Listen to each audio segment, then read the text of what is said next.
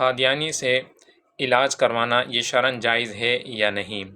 تو اولاً یاد رہے کہ قادیانی یہ مرتد ہیں اور دائرۂ اسلام سے خارج ہیں، لہٰذا قادیانی سے تعلقات قائم رکھنا اور معاملات قائم کرنا یہ شرعاً ناجائز ہیں، اس کی اجازت نہیں ہے۔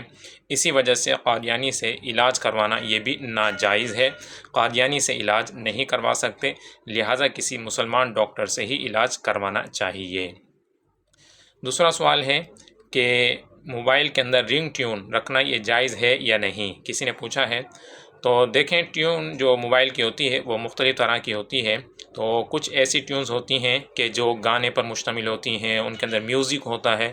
تو ایسے ٹیون کہ جن کے اندر گانا بجے اور یا میوزک وغیرہ ہو، تو ایسی ٹیون رکھنا یہ اس کی اجازت نہیں ہے۔ ہاں، البتہ ایسی ٹیون کہ جو گانا بھی نہ ہو اس کے اندر اور میوزک نہ ہو، بالکل سادہ ٹیون ہو، تو سادہ ٹیون موبائل کے اندر رکھنا اور اسے بجانا یہ بالکل جائز ہے، اس میں کوئی حرج نہیں ہے۔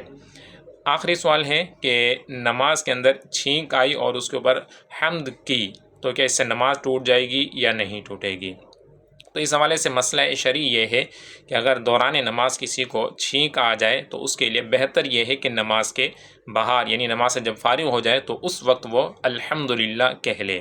البتہ اگر کسی کو نماز میں چھینک آئی اور اس نے الحمدللہ کہہ لیا تو تب بھی اس کی نماز نہیں ٹوٹے گی۔ وجہ اس کی یہ ہے کہ الحمدللہ یہ چھینک آنے پر عرفاً یہ جواب کے طور پر نہیں ہوتا، لہٰذا اگر کسی کو چھینک آئی اور اس نے الحمدللہ کہا، یا کسی کو چھینک آئی اور کسی اور نے الحمدللہ کہہ دیا، تو یہ عرفاً جواب نہ ہونے کی وجہ سے نماز نہیں ٹوٹے گی۔